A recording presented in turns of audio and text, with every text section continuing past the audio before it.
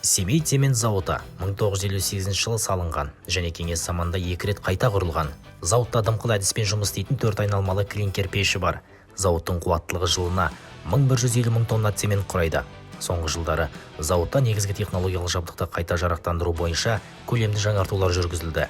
Бірқатар табиғатты қорғау іс-шаралары жүзеге асырылды. Электр сүзгілерін күрделі жөндеп, айналмалы пештерде газ талдау кешенін енгізді. Біздің зертхана персоналымыздың көп жылдық тәжірибесі өнім өндірудің әрбір қайта бөлінісінде бақылауға мүмкіндік береді. Біздің жоғарғы сапамыз барлық нормативтік құжаттар бойынша сертификаттауға мүмкіндік береді. Қазақстан Республикасында да, көршілес Ресей Федерациясында да.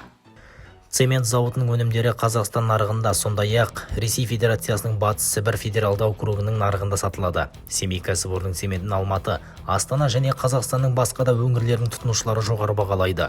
Ол Ертіс өзен арқылы өтетін аспалы көпір, Алматы қаласының әуежайы, Медеу мұз айдыны және Алматыдағы селден қорғау бөгетінің, Нұр-Сұлтан қаласындағы бейбітшілік және келісім сарайының және Бәйтерек кешенінің құрылысы кезінде қолданылды. Өнімді жеткізу цемент таситын вагондарда, жүк көтергішті 1 тоннаға дейінгі бек жұмсақ контейнерлерді және полиэтиленнен жасалған 50 кг инновациялық қаптарда шашып жеткізу арқылы жүзеге асырылады. Цемент зауытын автоматтандырылған, басқару толығымен цифрландырылған және әлемдегі аналогты зауыттардан кем түспейді.